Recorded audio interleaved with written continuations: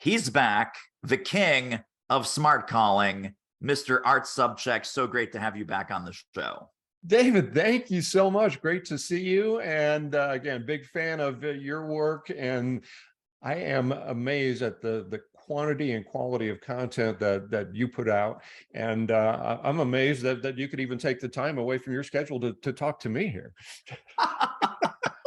Well, we could have like a mutual admiration bromance here, but let's talk about smart calling.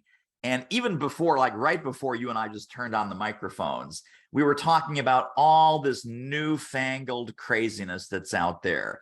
And you and I are big believers in conversation, talking to actual human beings. When your clients and your folks that follow you, they come to you with the latest, greatest, coolest shortcut, how do you refocus them on the basic fundamentals of what selling by phone is really all about? Well, what's interesting is I don't so much, I'm not contacted that much by people who are looking for the shiny object and that are doing all of the newfangled tricks and gimmicks and all that. I think by the time people contact me, and this is what I notice, is that they've been following my material and they know that I'm no BS. I'm not going to be teaching you the gadgets or the gimmicks. I'm going to be presenting what works today and what has worked since I started in business way back when Alexander Graham Bell first invented the telephone. And that is using it to talk to human beings. And despite what some people might say, the phone still does work and people are answering the phone. And I would say even more today than even 5-10 years ago. People crave that human interaction. And part of that, I believe, is due to all of the automated junk and noise that we're inundated with every single day. Yeah. Now, why do you think so many, I mean, even sales professionals, like full-time salespeople, not only consultants and trainers and independent professionals, why are they so afraid of the phone? Well, I mean, there's a myriad of different reasons. In general, people have been conditioned to fear this thing called rejection. And I think part of that is the fault of sales trainers who say that, well, if you're going to be in sales, you're going to experience rejection. And I remember way back in the day, one of my first sales managers, I'm not even sure you could call him that because it was in a boiler room when I was about 15 years old. He'd run up and down the aisles like a crazy man saying, you got to love rejection. You got to eat it for breakfast. And I'm thinking even at that young age, if I love something, I want more of it. I don't want more rejection. And so even then, I thought of different ways to look at what is happening and then give it a different definition. And this is what I teach today. Rejection is a story that you tell yourself based on something that happens to you. Rejection is not the experience. It's the way we define the experience. So if I got a no, I can choose to call that, oh, I got rejected, or I can say, well, at least I learned something on this call, which we can do on every single call. Matter of fact, if we're not, we've wasted that opportunity. And we can also plant a seed for the future. We can say, David, I understand this is not a fit, but if you find that your salespeople are not opening up enough new accounts and they're not picking up the phone as much as you'd like, keep in mind that we've got some proven ways that have helped many other companies just like yours to fix that. So if you're noticing that in the future, I'll be around. Please give me a call. Now, what happened there? How long did that take? Not a whole lot of time. And I could get off that call and say, okay, I got a no, but I learned something and I planted a seed. And being originally from Nebraska, I know the more seeds you plant, the more potentially you have the opportunity to harvest them. Yes. Well, I know one of the fundamental principles of smart calling is not thinking about what you're going to say when you start dialing the phone, but there is some research, there is some pre-work. Talk a little bit about what, as a professional seller, what should we be preparing or researching to have a really high relevance initial conversation with a prospect? Well, the first one is, I'm going to ask all the listeners out there to sit down, because this is really going to be mind-blowing. And that is, let's know something about the person that we're going to be calling, their organization, any possible situation that might be going on in their world. Mind blown, right? What a novel concept. And I joke about this, but I mean, let's face it, who's the most important person in the world to any person other than their family? Us, ourselves. And this has been true since I started in sales, since you started in sales. People are asking themselves, as soon as they listen to or see or hit with any potential message, and that question they're asking is, what's in this for me? And that is not new. And I did not come up with that. And it's a principle that Dale Carnegie taught years ago. And if we are not making the focus of our message the other person, and instead we start out with, here's who I am, here's what we do, and I want to take 15 minutes of your time, and I want to get on your calendar. And I mean, all this garbage, as opposed to, hey, David, I understand that you've got a new book coming out in January. I also understand that you're looking to get it in front of as many people as possible who have audiences that are in the sales field. I might have a couple options here potentially that could help you have a lot more people see it and sell a ton more books. I'd just like to ask you a couple questions. Now, I think that might appeal to you, because I know as a fact that you have a great new book coming out in January, because I read it and put together an awesome blurb for it. So, yes, you did.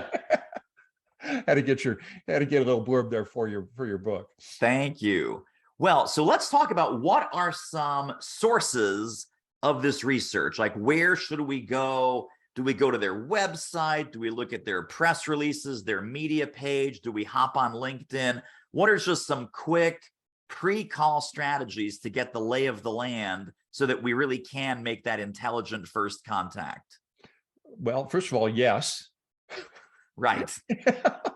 I mean, again, this is not rocket science, and it doesn't need to take a lot of time. So number one, let's go to this new thing called Google, because you can get a lot of great information there. And by the way, that will likely direct you to many of those other sources. Because if I type in somebody's name, it's going to likely take me to their LinkedIn profile. It's likely going to take me to anywhere else where they're mentioned. If they've written anything, I'm going to see that there. I'm also going to see some personal information. Perhaps they've got an Instagram, Facebook, other type of social media.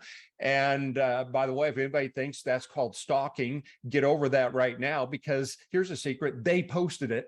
And it's not a secret. They probably wanted people to see it. Now, just because we have it doesn't necessarily mean we're going to use it, particularly with the personal information. Okay, let's not get crazy here. And then, of course, there are tons of other industry places where, and of course, in whatever industry you're in, you probably know where those places are. Also, you're likely going to want to go to your own database. I mean, I'm working with the company here in a couple of weeks. And of course, the first thing we're going to do before placing his call is let's look at their order history, and let's look at the notes of anybody else that's had a conversation with them. And by the way, here's a pro tip as well. If there are some negative notes about somebody who hasn't purchase from you in a while, such as, oh, the guy's a jerk, guy's not very mean, real hard to get through to, and that salesperson isn't here any longer, disregard any negativity there, because there's probably a reason why that person isn't there anymore and why they put in negative notes. And don't let that filter, don't put that through a negative filter as far as those comments. And again, a wealth of information out there. Our mutual buddy, Sam Richter, has a great tool, which is an Intel engine. And the guy is probably the smartest guy that I know, who also, I mean, can speak English and regular having conversation without being too techie about it. And matter of fact, I partnered with him, and I'll give a little plug for our site here, which is specifically for salespeople, and it's simply smartcallingintel.com, and it saves you a ton of time when you're doing your research prior to a sales call, whether it be a prospecting call or a call to somebody who's an existing customer, an inactive customer. And by the way, if you have inactive customers, which we all do, why are they inactive? Normally it's because, why? Probably our fault, because we didn't wait for the phone to ring, and therefore they might have gone somewhere else. So there's more information available to us than at any point in history. And that is true with each with each additional minute, right? Because it's all being added to. Why in the world wouldn't we take a couple minutes prior to making a phone call to someone to find out about them? Because otherwise, if we're giving everybody the same generic message, we're likely going to get the same result that everybody else gets, which is they're being ignored, not interested, I'm all good, don't contact me again. Or maybe it's their tone, their dial tone, they hang up. Yes. Well, let's talk about, when I ask folks, okay, you're making initial contact, what is the purpose of that call? Or what is the purpose of that initial outreach? David, it's to make the sale. It's to close them. It's to sell them something. And of course, that's like getting married on the first date. So Art, how do you share the objectives, the call objectives for the first contact, and then going through the entire sales process, there's objectives maybe for the second conversation and for the third conversation. How do you help sales folks break that down? Well, I'm going to be a little contrary here to what some people teach. That if you go to LinkedIn, the all-knowing LinkedIn, people will share theories of the first call is to only get an appointment for the next call. And I'm not big on generalities in sales, because I mean, sales is a big thing. Okay. There's everything, by the way, is sales. So if somebody just makes a blanket statement and says the first call should only be to set the appointment, I'm thinking, well, wait a minute, that's stupid. By the way, what if you did a great job? You got somebody interested, let's say a speaker in whatever field, and they contact a high-level decision maker at an organization, and they've done their homework and they know some issues that this decision maker is dealing with right now. And their goal ultimately would be to see if there's a fit so that they could deliver some training or a keynote, right? So let's say they have a great opening statement and it hits home with the decision maker, and they say, great, David, tell me a little bit more about that. Well, great. Let me ask you a few questions so that I can give you a feel for what we might be able to do, if anything. So now we get into a conversation. I'm asking questions. Now, at this point, after a couple of questions, do I say, David, I'll tell you what, let's set up another time so we can have a phone call where I can ask you more questions. So here's one of my favorite sayings: if the music is still playing, let's stay on the dance floor. I should not be the one to say, let's end the call right now.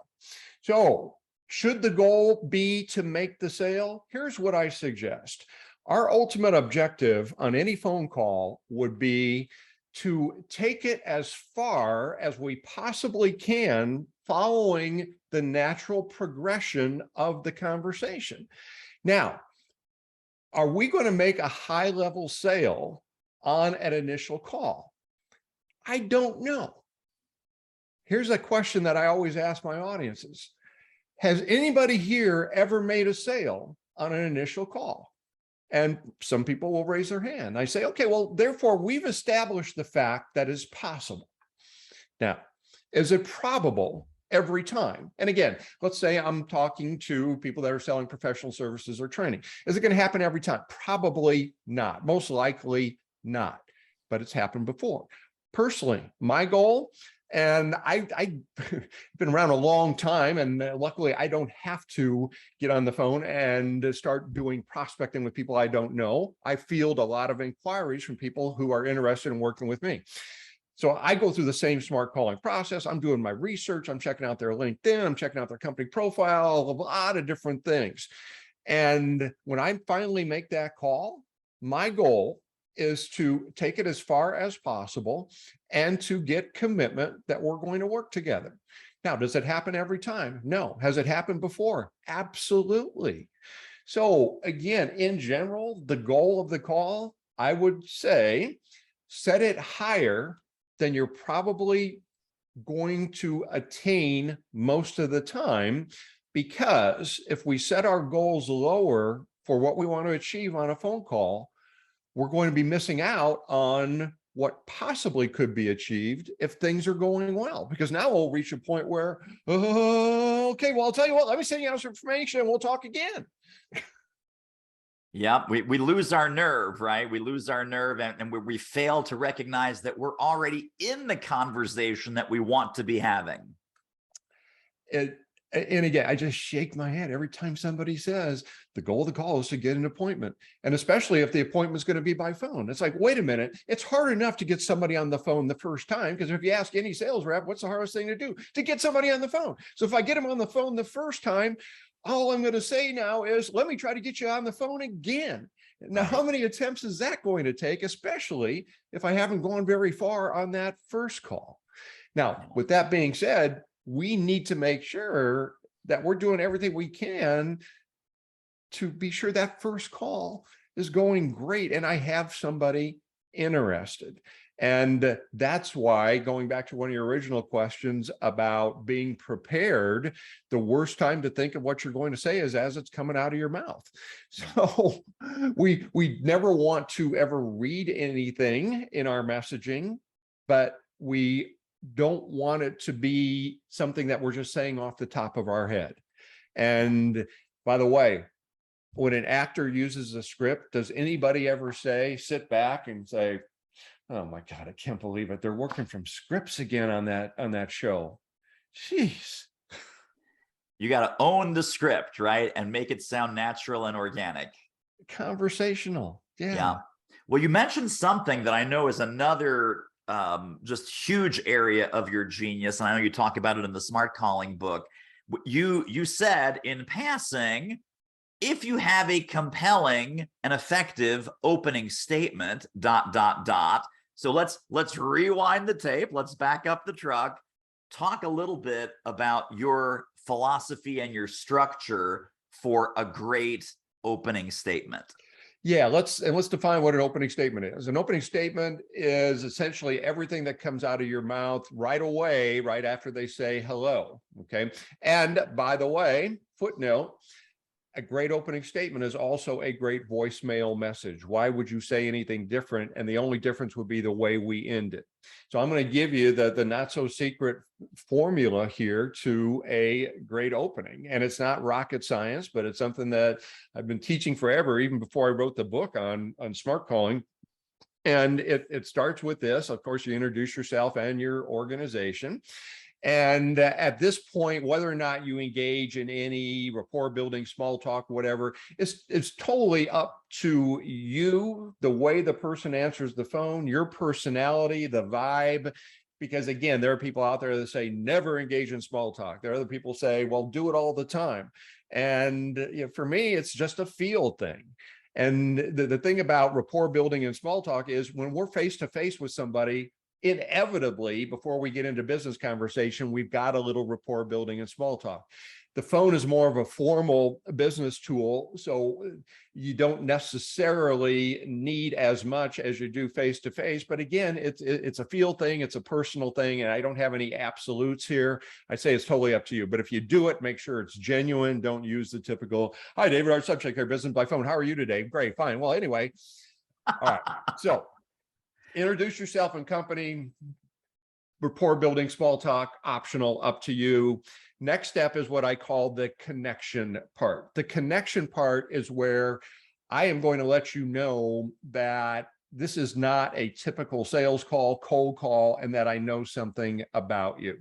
I'm going to make a statement about something that is going on in your world, something that I noticed, and preferably the more relevant and emotional that it is, the more attention that it's going to grab. Something that may be going on. Like I used the example earlier. Hey, David, I understand that you've got a great new book coming out in January. So that would be the connection phase. Now, if you heard that, you'd say, okay, well, this guy obviously did some research, knows something about me, has some inside information. I don't hear that all the time.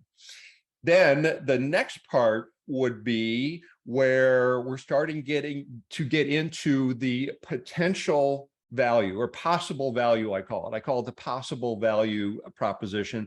And I'm also building a little bit of credibility here. So at this point, I might say, David, the purpose for the call is this. We specialize in working with authors who have an upcoming book launch. And so now this could be a situation or a problem or a desire that somebody has. So who have an upcoming book launch that want to make sure that they hit #1 on Amazon on the very first day.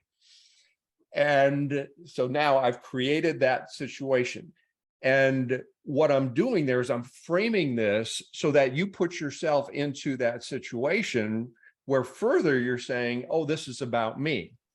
Then I'm going to get into the kind of what we do. So, and what we do is we specialize in, I love using the word specialize because we'd rather work with a specialist than a generalist. We specialize in helping them to, and it's here where we would talk about the result.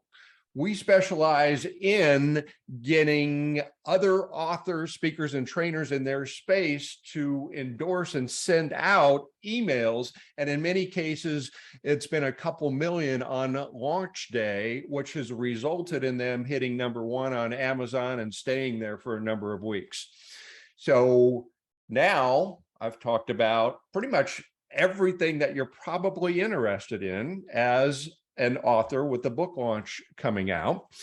And now at the end, notice I'm not going to say, I'd like to set up a time for another meeting, or I'd like to invite you to a webinar.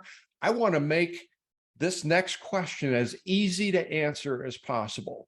So the ending would almost always be a variation of, I'd like to ask you a couple questions to see if it'd be worth having a conversation. Because the easy answer to that is, okay. And at this point, you're probably leaning in going, I wonder how they do that, right? Yeah. And now, sometimes people might say, well, that was a lot of words. Yeah, but here's my opening statement test. I put it through a resistance test, which is there anything in there that my audience could potentially resist? And in that case, I'd have to go back and listen to it because I just did it off the top of my head, but I would say pretty much most of it I think was on target. And the other one is the length test.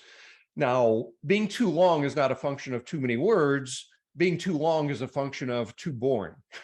Yes. So when I review openings, I'll always have people recite them twice, or I'll have them send it to me in email. And then I'll look at every single word saying, can I consolidate a couple words here or there? Because our window of opportunity, the real estate we have there at the beginning of the call is pretty small. So we want to do microsurgery on that wherever possible. And again, on that one, there might have been some words in there that I probably could have consolidated. And there's really only two objectives for a great opening statement. Number one, put somebody in a positive, receptive state of mind. And the other is get them talking as quickly as possible. Get them talking, because when I have you talking from a positive, receptive, curious state of mind, what are we doing? We're in a conversation. We're not in a pitch, or I'm just going to start laundry listing what I have. I want to be talking about you And by the way, my questions are going to be totally planned so that I can kind of get the answers that I'm looking for. And so how far do we go with this? Well, again, it depends on what I'm reading from the situation. Does it sound like something that you're really interested in? And if so, I'm going to take it pretty far. If it's going to require some collateral material or a demo, I might suggest that we jump on a screen share. Or if there's something else that maybe you have to see, I'm not going to say, oh, okay, well, something stupid like, oh, I could send you information, but it's going to be the same thing I'm going to tell you. No, if somebody needs to see something and part of the sales process is that's how somebody's going to buy, it's got to be visual. Yeah, I'm going to comply with that, but I'm going to ask them, great, what will you be looking for? What are you going to put the most weight on? If I send this to you and it's everything that you're looking for, what would the next steps be? Would we be able to move forward together? And again, I'm giving some questions there. Some of those might be out of context. Some of that might be a little bit later in the conversation. That's why not. I mean, people out there listening, don't just assume that this is going to apply exactly in your situation. Much of it might, but in some cases, you might have a different type of sales process. And I respect that and understand that. For sure. And what they should do is go out and grab a copy of the Smart Calling book as soon as humanly possible, where you lay this all out, very systematic, very organized. It's fantastic. So we've done the first call. I know that you have a couple chapters in the book on this also. How do we move the call forward? How do we set the next step and then get the commitment for the next step? Whether it's, hey, can you send me something to look at, or anything that would move the sale forward?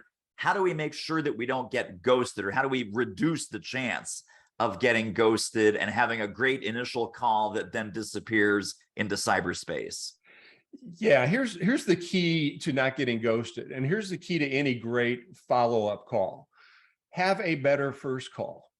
Do everything that you possibly can to make sure that you have somebody as interested as possible and know why you're going to have a follow-up call. If somebody says, hey, send me out some material. Okay, I'll send you out some material and we'll go from there and we'll talk again.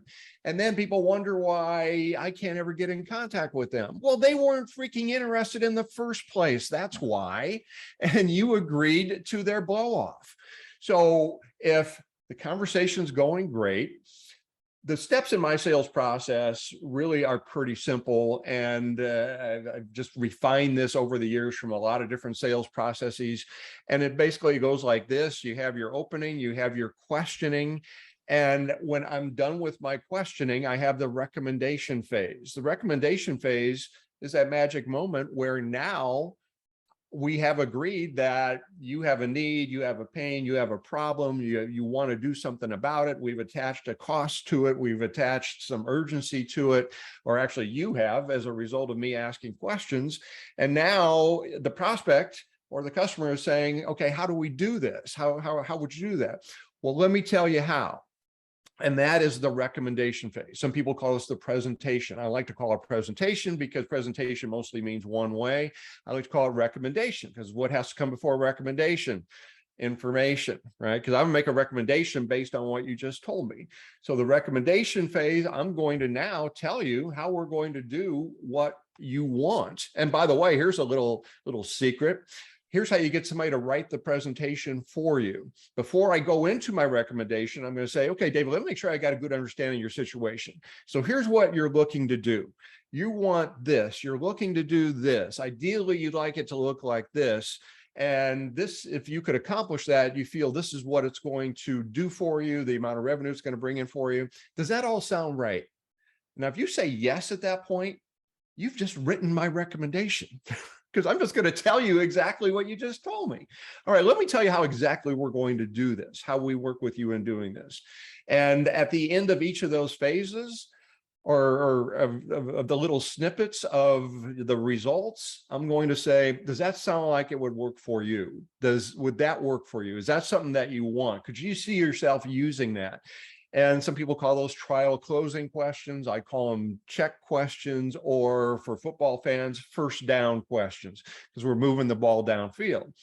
Now, what's the next step here? Speaking of football, the goal is to run the ball in from the 1-inch line. That is the close. The close is a minor step in the whole process. It's not this point where we clinch up and we say, okay, do you think you want to do it? Right. Yeah, that is so critical. And, people think they lose the deal at the close. They probably lost it in this opening call that you and I are talking about right now. Yeah, they probably never even earned the right. I mean, they're still on their own 5-yard line, and then they're trying to throw the long bomb. And of course, there's not a high percentage chance for success of that. And then they run into the objections. And then, of course, they're going to their objection book going, oh, how do I overcome this objection? Here's how you overcome objections: prevent them from coming up in the first place. Yes. I totally love that. Well, as we're wrapping up, I've got 2 final questions for you. The final question is, how can people get connected and stay connected to more Art Sobczak brilliance? But before we get to that, if folks were to take one overarching concept from our conversation today about smart calling, what to do before, how to have a powerful opening statement, how to move the sale forward, all of these things, what would you hope the big overarching takeaway would be for them? Well, this is going to be fairly general. It might sound a little woo-woo for people, and it's actually pretty simple. And it's really a good suggestion for life in general. And that is, before you engage in any type of messaging with a prospect, customer, sibling, spouse, kid, take yourself out of it and say, what's going on in their world? And what are they interested in? What are they concerned about? And how might I be able to help them? And if that mindset is not there, then it's likely that our messaging isn't going to be as good as it possibly could be. So it all has to start with our thinking. And I firmly believe about 95% of success in sales is due to our thinking. The rest follows or flows from that, and then we can implement the techniques. But when our thinking is right and we're making it about the other person, now it's relatively easy to figure out, what should I be saying in order to get them interested? What are they concerned about? What's going on in their world? What don't they want? And now we look at it from a different perspective, as opposed to, I got to get meetings, or I got to sell my stuff, or I got to hit my KPIs. It's, I mean, the old football, and again, I use a lot of sports analogies, but there's so many parallels. The old great football coach, Tom Osborne at Nebraska, said that I focus on the process. And when I get the process right, the wins come. So good. So good. Well, how can people get connected and stay connected to more Art Sobczak brilliance? The website is Business by Phone. The book is Smart Calling. What else can we leave people with to get into your world? Yeah, I've got a couple sites. One is, we're going to be moving more stuff over to just the smartcalling.com site. It's kind of a blog site now, but most everything you can get everything I have at smartcalling.com. Also, I do have a podcast as well. Obviously, your people listen. So the podcast is theartofsales.com, theartofsales.com. Get it? Art Sobczak, the art of sales. Everyone's nodding their head going, oh my God, that's so good. Well, Art Sobczak, you are a mensch. You are so brilliant at all of this. I really, really appreciate your expertise, and it's an honor to call you a friend. Thank you for being with us today.